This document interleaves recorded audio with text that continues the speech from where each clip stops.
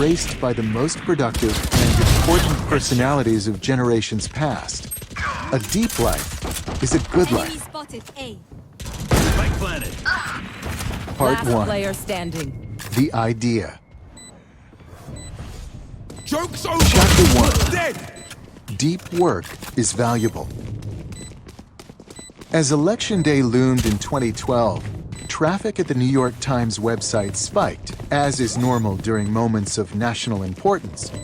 But this time, something was different.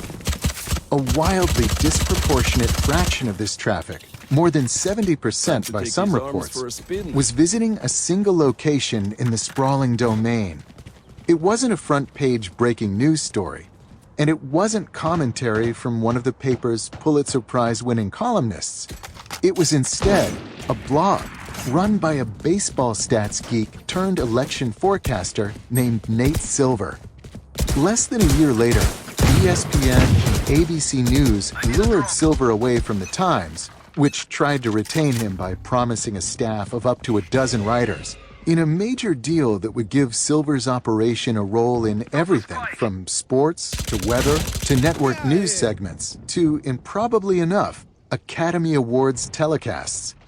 Though there's debate about the methodological rigor of Silver's hand-tuned models, there are few who deny that in 2012, this 35-year-old data whiz was a winner in our economy.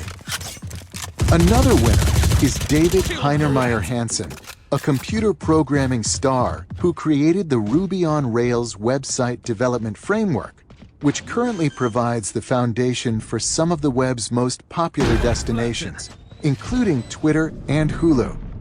Hansson is a partner in the influential development firm Basecamp, called 37 Signals until 2014. Hansson doesn't talk publicly about the magnitude of his profit share from Basecamp or his other revenue sources, but we can assume they're lucrative given that Hansson splits his time between Chicago, Malibu, and Marbella, Spain, where he dabbles in high-performance race car driving. Remaining. Our third and final example of a clear winner in our economy is John Doerr, a general partner in the famed Silicon Valley venture capital fund Kleiner, Perkins, Caulfield, and Byers. Doerr helped fund many of the key companies fueling the current technological revolution, including Twitter, Google, Amazon, Netscape, and Sun Microsystems. The return on these investments has been astronomical. Doerr's net worth, as of this writing, is more than $3 billion.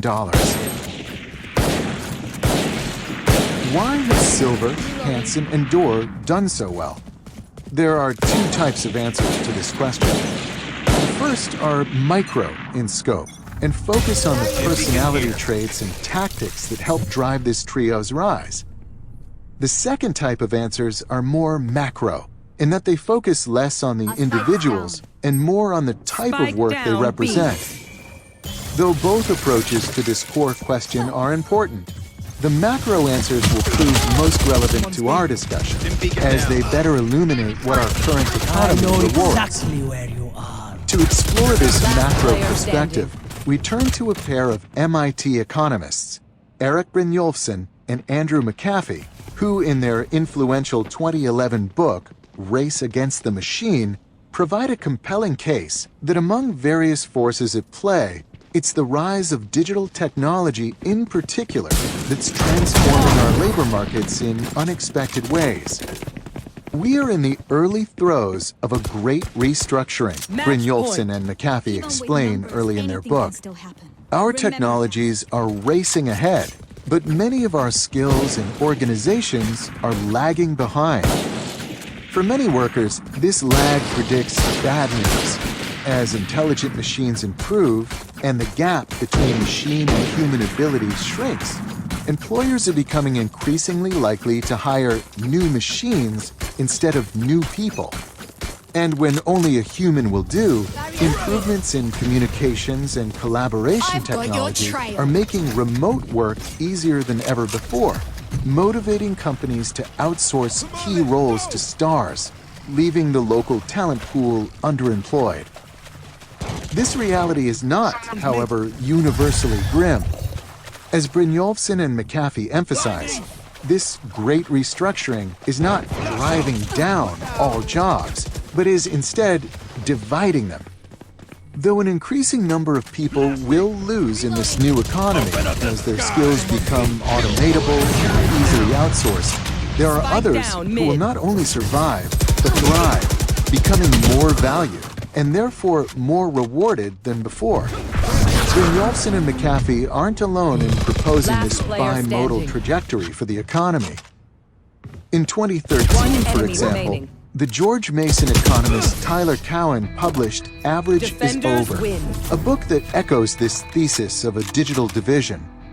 But what makes Brynjolfsson and McAfee's analysis particularly useful is that they proceed to identify 3 specific groups that will fall on the lucrative side of this divide and reap a disproportionate amount of the benefits of the intelligent machine age.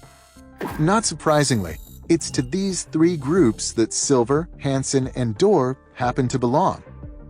Let's touch on each of these groups in turn to better understand why they're suddenly so valuable. The high-skilled workers. Brynjolfsson and McAfee call the group personified by Nate Silver the high-skilled workers. Advances such as robotics and voice recognition are automating many low-skilled positions. But as these economists emphasize, other technologies like data visualization, analytics, high-speed communications, and rapid prototyping have augmented the contributions of more abstract and data-driven reasoning, increasing the values of these jobs. In other words, those with the oracular ability to work with and tease valuable results out of increasingly complex machines will thrive. Tyler Cowen summarizes this reality more bluntly. The key question will be, are you good at working with intelligent machines or not?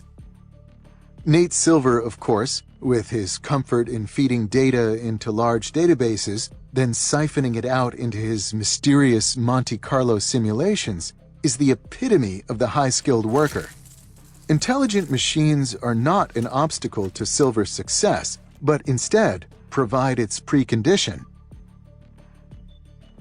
The superstars. The ace programmer David Heinermeyer Hansen provides an example of the second group that Brynjolfsson and McAfee predict will thrive in our new economy: superstars. High-speed data networks and collaboration tools like email and virtual meeting software have destroyed regionalism in many sectors of knowledge work. It no longer makes sense, for example, to hire a full-time programmer, put aside office space, and pay benefits, when you can instead pay one of the world's